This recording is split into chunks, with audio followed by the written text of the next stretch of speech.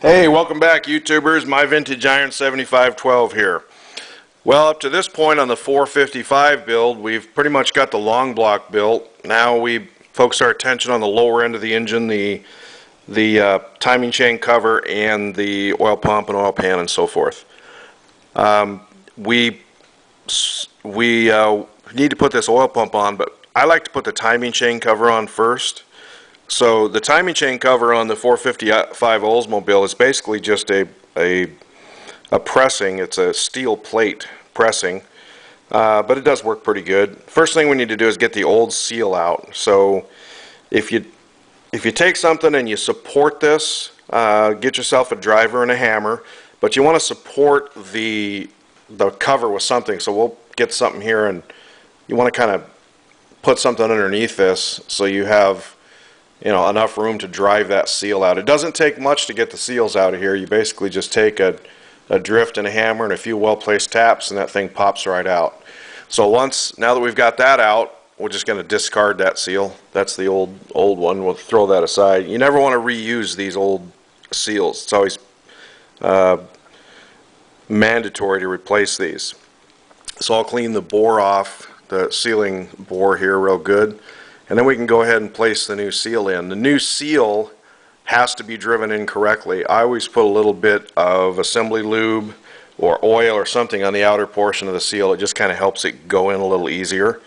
And also you want to use a seal driver. It's not really acceptable to kind of start one side of this seal and just kind of pound it in. They have a tendency to leak if you do that. Even though the seal may look good, it has a tendency to kind of tweak it. These lip type seals need to go in squarely, so we need a driver that will sit on the steel ring, the outer steel ring, and we need to just gently tap or drive this in squarely. We don't really want to do it any other way because you'll damage it. So we'll take our driver here, and I'm just going to tap on this lightly, and we'll get it started squarely. And looks like it needs to go a little more, so just a couple more well-placed hits, and you can actually see that thing recess down in. And that's basically all there is to it. Once you get that in, your seal's basically installed. One other thing on these seals is the rubber portion of the lip inside. It's imperative that you put some type of a lubricant, either oil or assembly lube or something on this lip here. See, I'm going to use assembly lube on it. Just make sure that it's good and lubricated. If you don't do this, what's going to happen is if you put the seal in dry, the hub of the harmonic balancer, when the engine is started up and rotated, it could actually tear this seal and cause a pretty severe leak out of the front of the engine. Same thing is true for the rear main seal, because it's a lip type seal as well in most cases. So we just want to lube that up real good and make sure that we don't have any kind of dry surface to surface contact between the rubber and the hub. Once you get that done, your front cover is basically ready to install on the motor. We're going to take our Velcro gasket here, and you can see I've put a little bit of the sealant on the gasket. I'm going to spread that around. There's a couple of dowel pins right near the bottom of the engine. That second hole from the bottom, you can see there's a dowel pin, and it really helps to locate this seal. So just your gasket, or rather, just put your gasket on the dowel pins, and then you want to take your sealer and make sure that you just put a thin bead of sealer all the way around every portion of this gasket. We don't really want this front cover linking. You don't want to use a ton of silicone here. Some guys, I see them, looks like they used a half a tube of silicone on their engines when they put them together. You make sure that the whole thing is covered, but be a little conservative here. All you need is a real thin bead that you spread on there with your finger.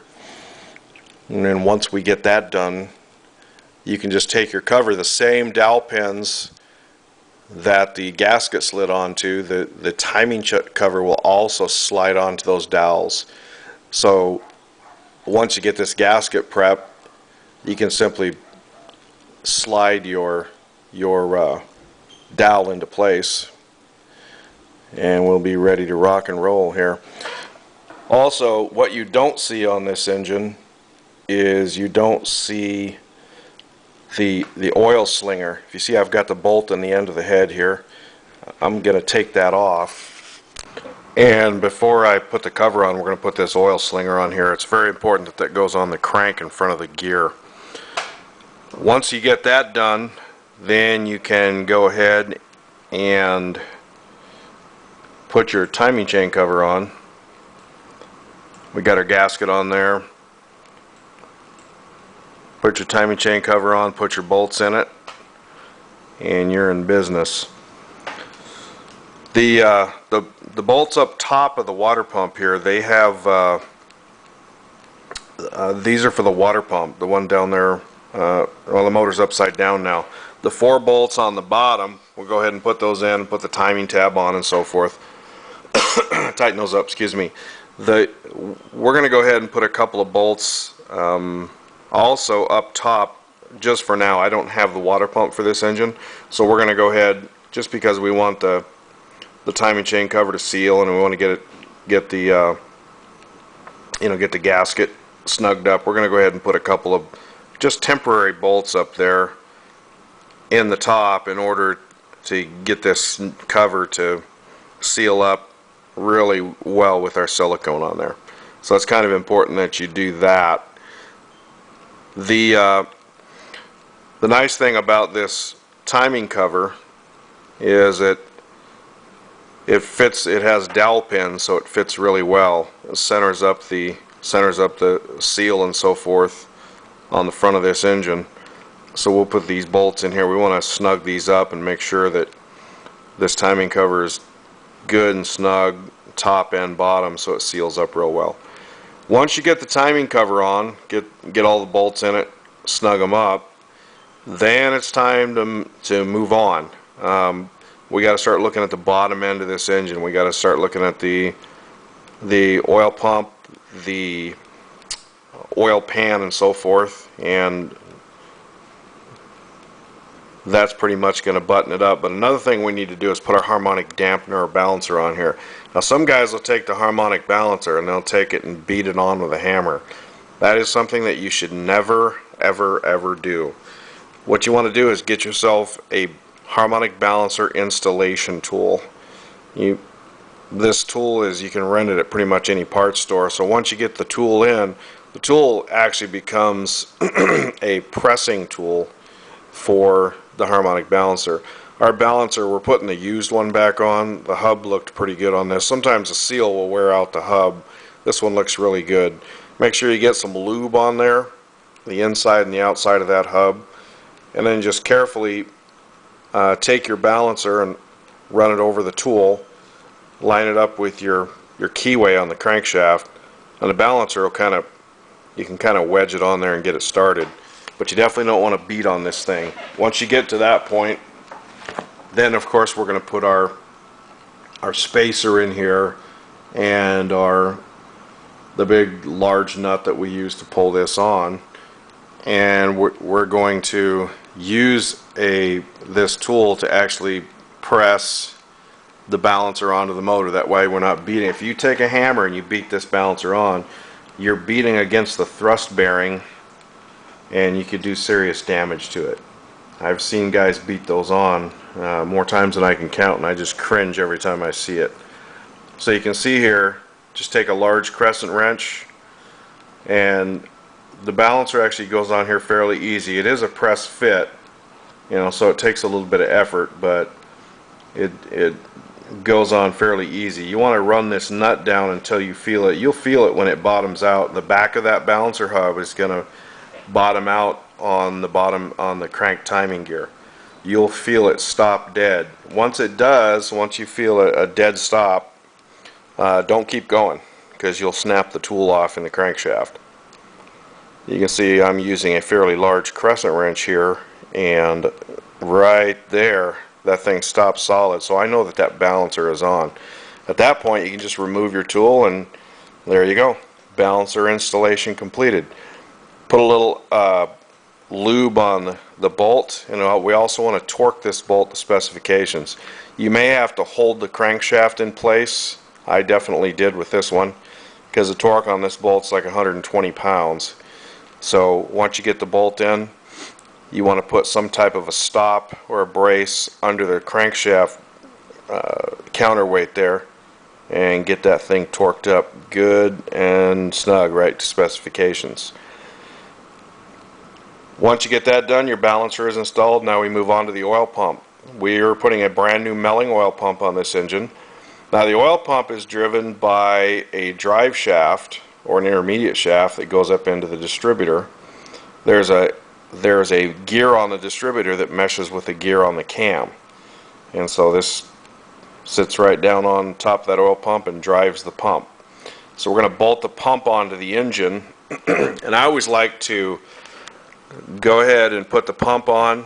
This is our pickup screen here.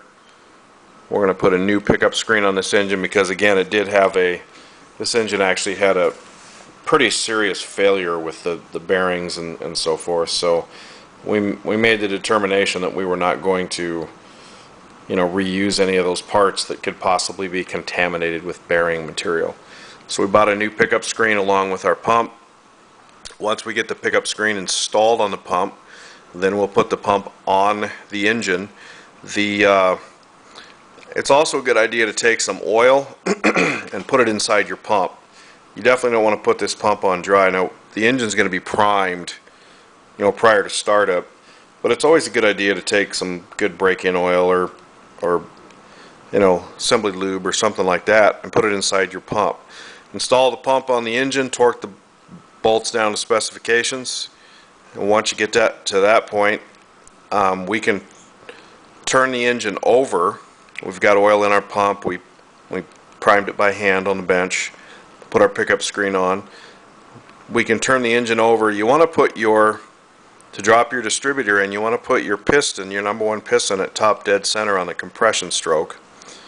So we've got ours lined up there. Then we're going to take our distributor and we want to put our distributor in. I like to put the distributor in before I put the oil pan on because I want to visually look at how that intermediate shaft, that oil pump drive shaft, is lining up with the oil pump. You should always take some good quality assembly lube. I'm using Moly graphite here, and put it on your distributor gear. We don't really want to put this in dry.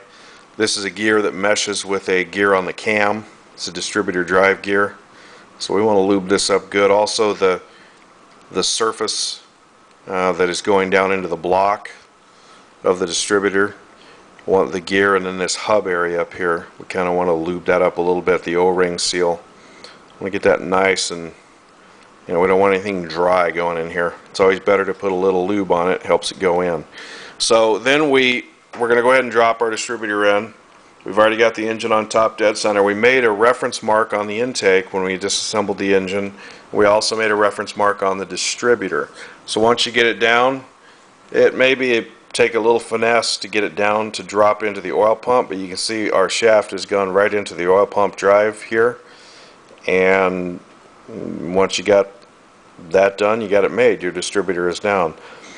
You want to go ahead and put your distributor hold down on as well, but you probably just want to snug it at this point. We don't really want this distributor super tight because during initial startup the distributor is going to have to be moved in order to time the engine, but you also don't want it loose. You don't want that distributor to be able to move up and down at all. So we just put our bolt on here and just snug it up just enough. We'll back it off a little bit, make sure we can turn that distributor, and it's just snug. You can see our mark on the manifold, the yellow mark, and our yellow mark on the distributor are lined up. So our distributor is right back where we started from, and our rotor is pointing at number one. We've got the oil pan cleaned up. We've got our pan gasket on. Now we're going to carefully set our oil pan onto the engine. We want to make sure that the pan fits good, and this one does. So you also want to put a bead of silicone in each corner where the gaskets meet. So we took some silicone gasket sealer, put a bead in each corner. When you tighten up your pan, you want to start in the center and work your way to the outsides in a crisscross or a star pattern. Once you get that done, and as far as how tight you go with the pan, I tighten these down until I just see the gasket starting to squish out underneath the bolt. It just starts to squish out. There is a torque spec for this, but I've quit torquing these years ago. I've discovered that sometimes the torque specs are a little too tight. So I like to, the worst thing you can do is over tighten an oil pan. People think that, oh, I got to have this thing as tight as possible so it doesn't leak. Actually, if you over tighten an oil pan, it's going to leak like a sieve. So we want to make sure that we just tighten this down just enough to snug up those bolts. And then I'll go over each one again, get them, because I just ran them down the first time. Sometimes the center bolts will loosen up as you work your way to the outside. So would you go back through and just snug these up enough to where we see that gasket coming out, and that should be perfect. That'll do it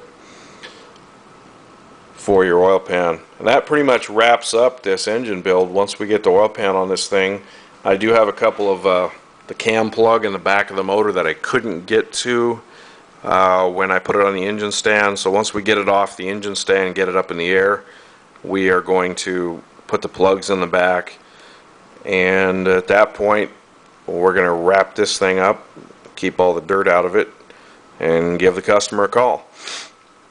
So I hope you've enjoyed this. It's kind of an abbreviated version of a build. I have some more, I have quite a bit of stuff I left out of this build simply because there's a lot of other videos I have on here, and here I'm putting the expansion plugs in.